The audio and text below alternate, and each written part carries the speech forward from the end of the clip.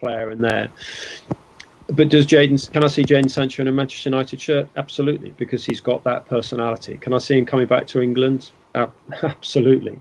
I think the model at Dortmund is you buy young, you pay teenagers good wages, you then sell them on, and if Sancho, I mean, look, they're asking for a lot of money, and Manchester United may feel they can negotiate a bit more in the post-pandemic world. But I think if you got Sancho in there, I mean, wow. But I think if Sancho comes in, that makes sense. Manchester United have got the money. It strengthens the squad, strengthens the options. You're Manchester United.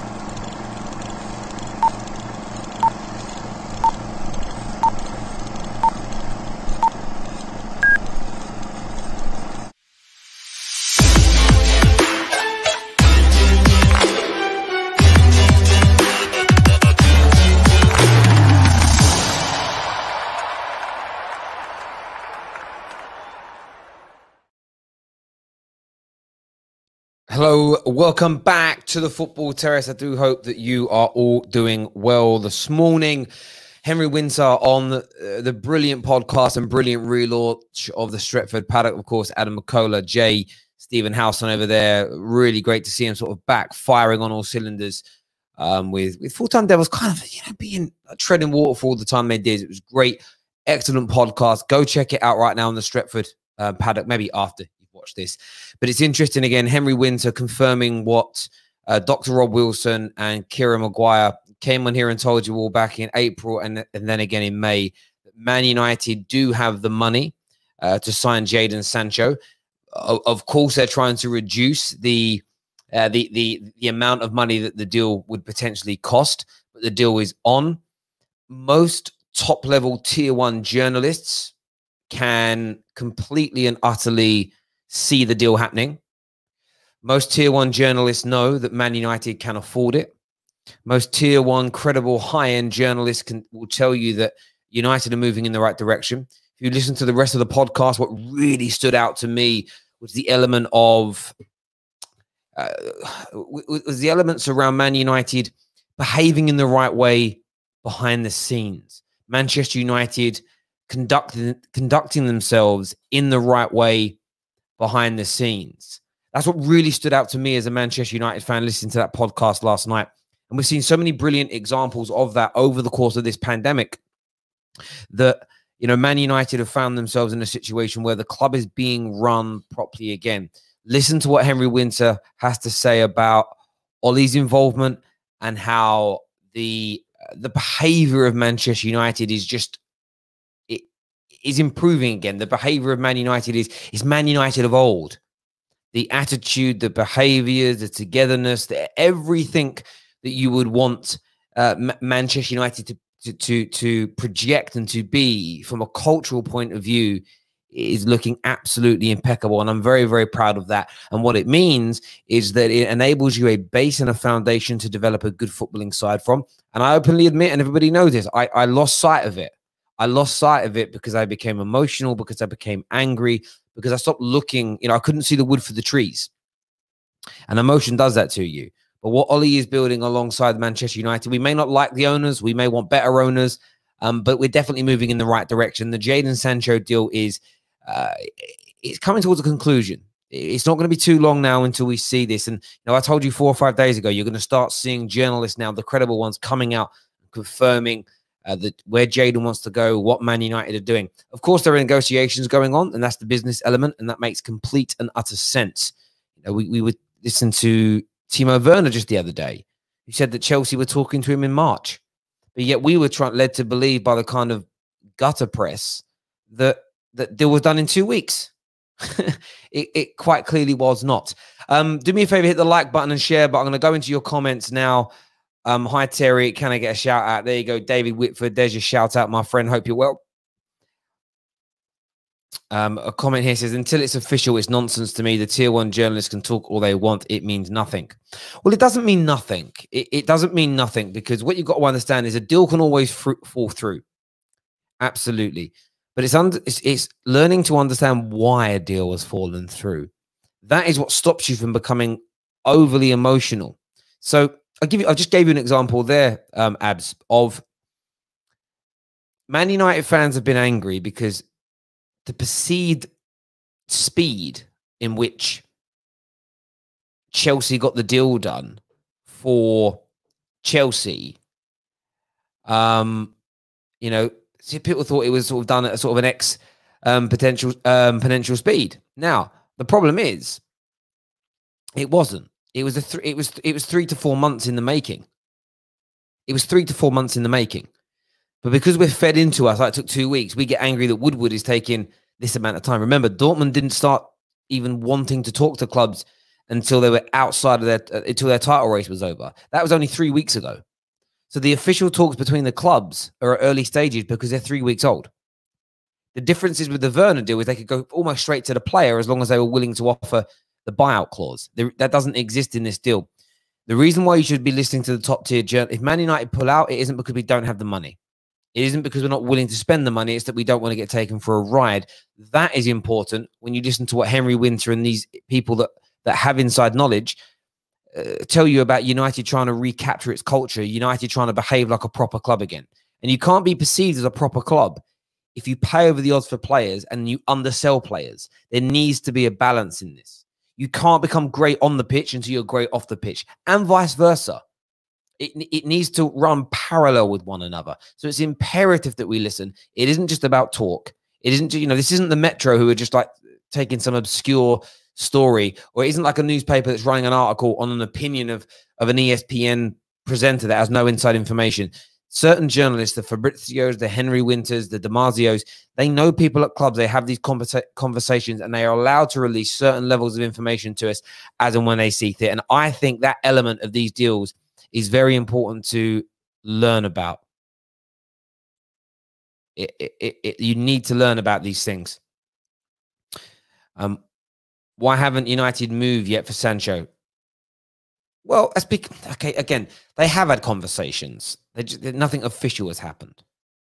So this is what you have to understand. United are not going to start submitting official bids until they're confident they'll go through, because that's when it can become a PR nightmare if they're submitting bids of 60, 70 million and they keep getting rejected, because then Dortmund can come out and go, no, we've rejected these bids.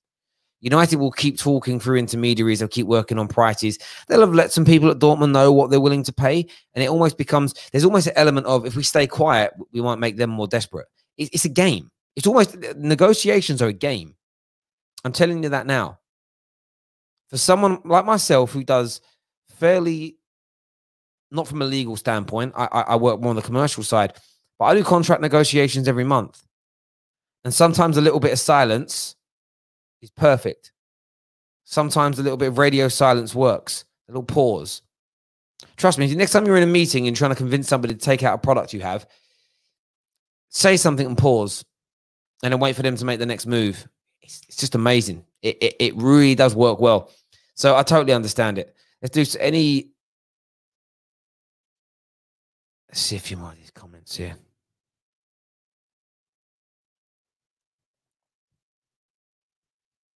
Chelsea fans are jealous that we're getting Jadon Sancho.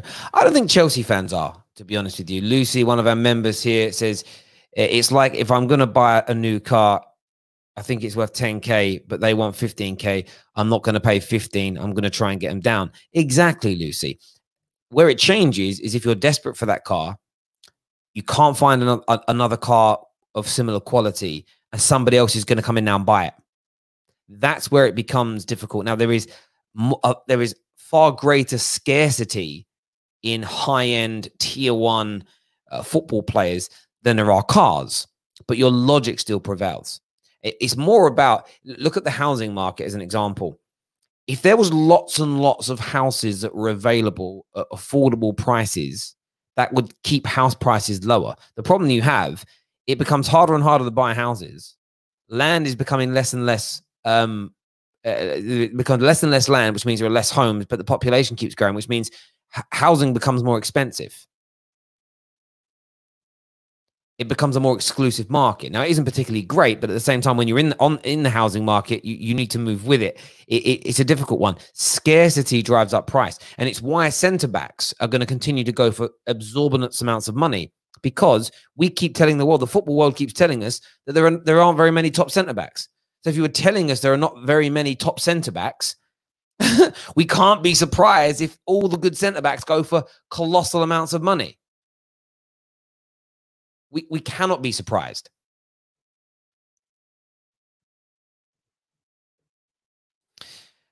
Kai Havertz for 89 million. Thoughts, Terry? It's a lot of money.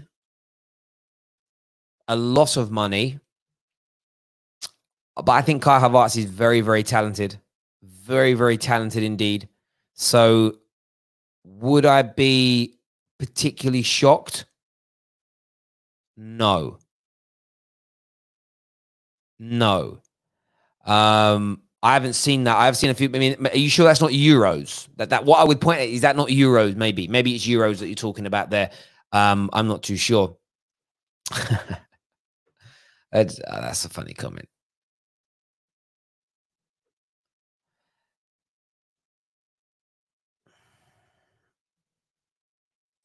Terry, do you think Chelsea will only sign Havertz, or will they try for a keeper and a defender? I think they will. I think they're going to sign Ben Chilwell. I think Ben Chilwell will come in. I think they'll try and sign a centre back as well. I actually think the goalkeeper won't be a top priority this summer.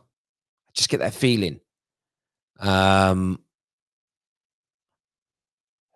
Yeah, I think if you sort your defense out and you don't leak as many opportunities, you'll be okay. The following summer, you might find that the problem is. Let me tell you this now, Chelsea fans. You've got to all stop attacking your own goalkeeper.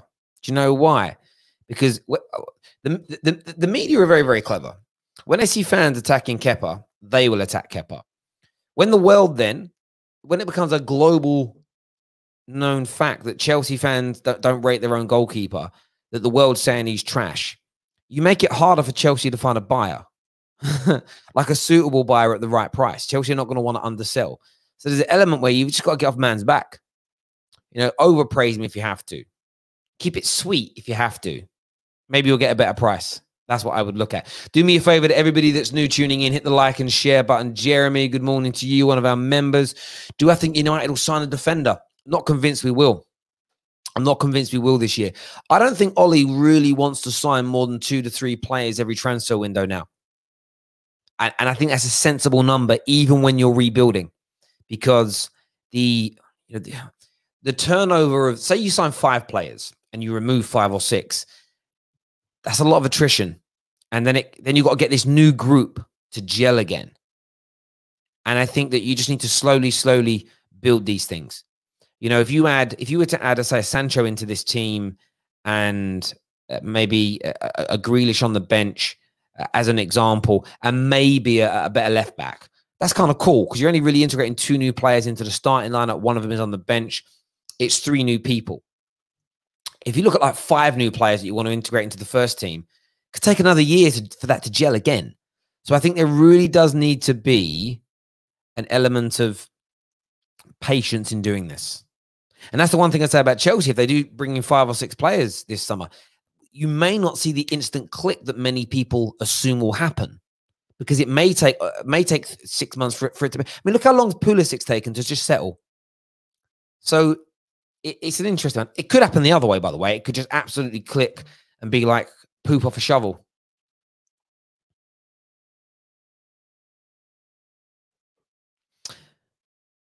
Greenwood is the best young talent in England. Well, we know this already, 110%.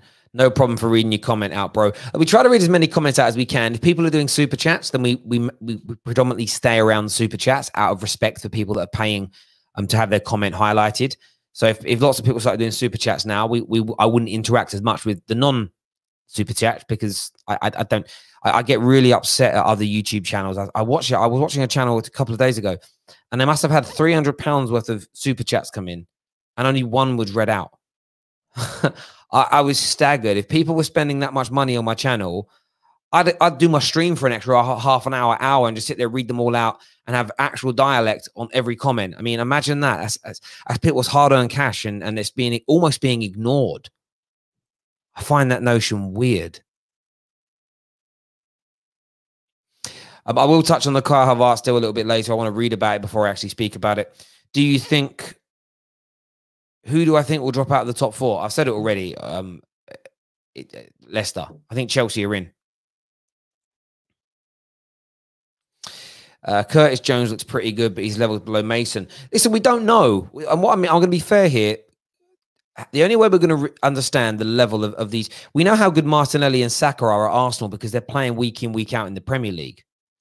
With Curtis Jones, he isn't. We don't know how good he is until we see him get a prolonged run of games in the team. And that's the thing. I've seen youth players come out of the United Academy that have been tipped to go on to be greats, that have been tipped to be, you know, the generational talents, and they just haven't been able to adapt to men's football. You just don't know how good these youngsters are until they play.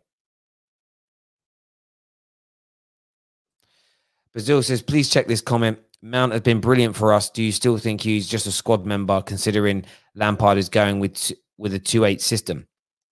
Well, that is interesting. So, you know, yes, Jorginho is out. It looks like you might be playing with 2 8s. Who's the other 8 going to be? And I say that if you sign Kai Havertz, because Kai Havertz doesn't play as an 8. He's played 10% of his career games, and they were very early on in his career, in a central midfield role. He plays as a 10. You know, he's actually played double the amount of games as a right winger than he has as a central midfielder. He's played more games as a striker than he has as a central midfielder. Maybe they've seen something in him that we haven't, and he'll go into that role. And that's kind of it. You know, it's kind of cool. You know, it's kind of cool in that regards to me. You guys are saying something on Sky Sports News. Let me go and take a look here. What, the Kai Havertz thing? What, whereabouts? Send me a link, bro. Appreciate the super chat. Send me a link. Is it on the news, the actual news, or is it like a or something else? Tell me. I'd like to know. Thanks. I always ask these questions because I don't always quite know where people are coming from. Is it on the transfer center? Where are we at? Oh, hang on.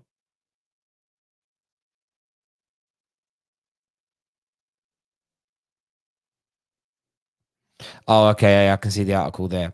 It says Chelsea are favourites to sign Kai Havertz, but from Bayern Leverkusen, but are not willing to pay the £90 million asking price.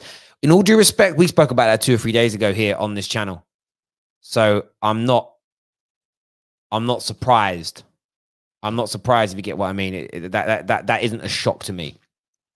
Ruben Loftus-Cheek could play that role. And that's a good shout, see? And this is why I want to ask Chelsea fans, because I don't sit here and pretend to be an encyclopedia. I just look for logic.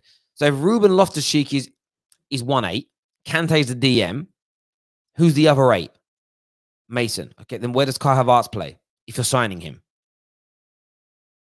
Kai Havertz has no history of playing as an 8, really. None. No pedigree of playing as an 8.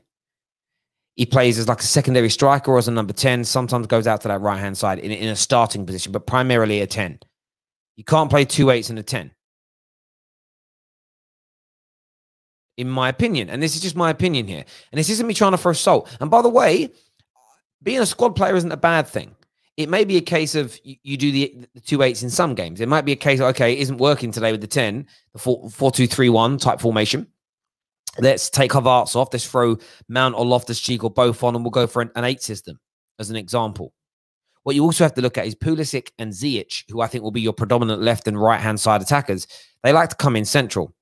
If they come in central, who's going to then cover the flanks? Will it be both your fullbacks? Will Lampard adopt a 2-up fullback formation? Primarily this season, it's been 1 up, 1 down. But it doesn't mean he won't adapt. And the thing is, it's all up for the no one actually knows. People are just guesstimating, and I'm giving an opinion here. But for me, you don't spend the money you're going to spend on Kai Havertz, Werner, Ziyech, and have them come in as squad play. None of them are squad players. They're all first teamers, and something's got to give. Tammy, Mount, Hudson-Odoi, how much game time they're going to get? My bet right now is this: in a year's time, we'll look at it. I think you'll see a 30%, barring injuries, you'll see about a 30% reduction in the minutes played by Tammy and by Mason Mount going into next season in the main competitions, Champions League, Premier League. You'll see about a 30% reduction, in my opinion. And I don't really, the thing is, it's not something to be emotional about. You know, we United fans are talking the other day. If Sancho comes in and Greenwood keeps improving, Rashford can find himself on a bench. So what? It's about your team being better. The only reason I stick it to Chelsea fans is because you told me these boys were your future. And I don't think that they as your first teamers, you know, your core, your Czech, Lampard, Carvalho, Lampard, Drogba core. For me, they're not. They're not. The only players in this team I look at as being absolute cast iron starters next season is Pulisic, Kante, Reece James, Aspie, those guys there. That's it. Kepa, maybe, if you keep him. Other than that, it's really up for debate. It's really up for debate. Terry, read this. Saka is better than Bruno. Cool. Do I rate Declan Rice for Chelsea? I rate Declan Rice. I think Declan Rice is a really good player. I think he is... I think he's criminally underrated just because he's English. If Declan Rice was Irish, people would like him more. It's the fact that he's English, and there is a real problem with British football at the moment. People being real overly harsh on British players. It's unbelievable.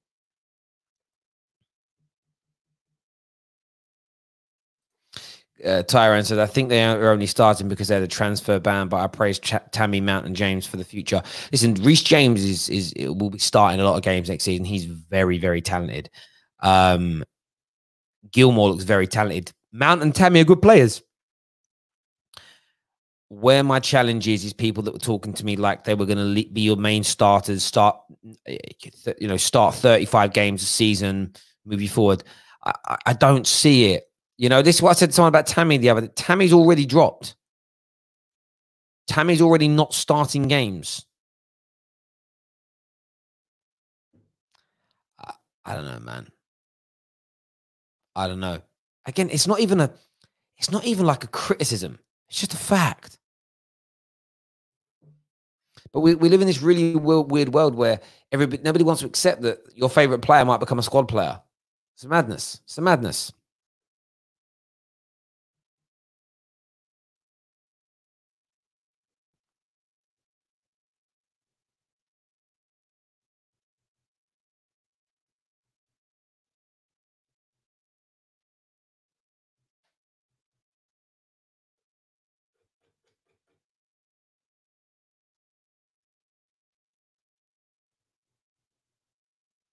Will I take Saka at Man United? If Man United were linked with him, I wouldn't be upset. Why would I be? He's very talented. But listen, everyone who's tuned in this morning, thank you very much as always. Do me a big favor. Hit the like button, share button. Kai Havertz news coming later on today. But until next time, take care of yourselves. God bless. Make sure you go and follow the Stretford Paddock. Really great podcast I released yesterday. Go give that a little bit of a watch. Terry, the insecurity in this. Terry, the shade you are throwing towards Chelsea on how many of their current crop of youngsters will be starters is rather irrelevant. As you know yourself, you need to manage game time as they grow. I agree. I completely and utterly agree when they're 17, 18, 19. Not when they're 22 going on 23. By the time you're 22 going on 23, you need to be an established first-team player. And it isn't shade that I'm throwing at all towards them. They are about to now become and fit into the level of that their talent and outputs dictate. They are part of your first team squad, but they're part of the rotation system. They're important first team squad players. You were going to buy Ziyech, you were going to buy Havertz, you've already bought Timo Werner. They are superior to what you have in the attacking roles, so they will start. The rest then will make up the squad. And that's fine because they're good elite level players. What they are not is what was claimed in the early parts of the season, that they are going to go on to be the new Lampards, the new Hazards, the new Drogbas of Chelsea. Please do not. I don't care what people think of me outside the football terror spectrum, but please do not at any point take my comment out of the context and the framing of which they were delivered in. People keep doing it with the Tammy argument. Oh, you said Tammy's trash. No, I said he wasn't the next Drogba. Calm down. Oh, you say Tammy doesn't score enough goals. He doesn't if Chelsea, if he wants to lead the line for Chelsea and make them champions of England again. He will score goals, though. You said Tammy wasn't very good. I think he's a good player. I think he's a tremendous talent. I think he's even going to get better. Is he on Timo Werner's standard? No. It's don't take the argument out of context. Don't get emotional. Don't get upset because I don't think he's going to be at Didier Drogba's level. What a weird thing to be upset about. You know? Someone come to me and said, oh, you know, Rashford's good, but he'll never reach Ryan Giggs' level. Cool. I've never said he is the next Ryan Giggs. In terms of legendary status. Could outscore Ryan Giggs at Man United, though. That's very, very doable. Listen, according to who can you shade the future? It's an opinion, bro. It's an opinion. We get some right, we get some wrong. I don't get what your issue is. So I can't have an opinion on a Chelsea player because you disagree with it. That's what an echo chamber is, bro. This is no echo chambers here. People get so upset about opinions. I don't like it. I don't like your opinion. So what? If you want to go to a channel, there are podcasts and there are channels out there that relate to particular clubs where they will just 95% of the time will say all the things you want to hear. There'll never be any challenge to it. They'll praise the right players. They'll slag off the right players.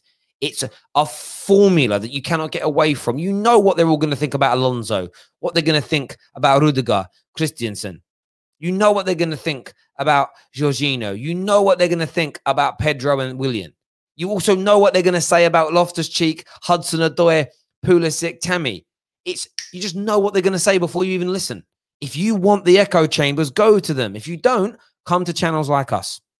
It's as simple as that, my bro. It's as simple as that. There we go. I love that one. Listen, everyone, take care of yourselves. Goodbye. God bless. And we'll speak to you all soon. Bye-bye.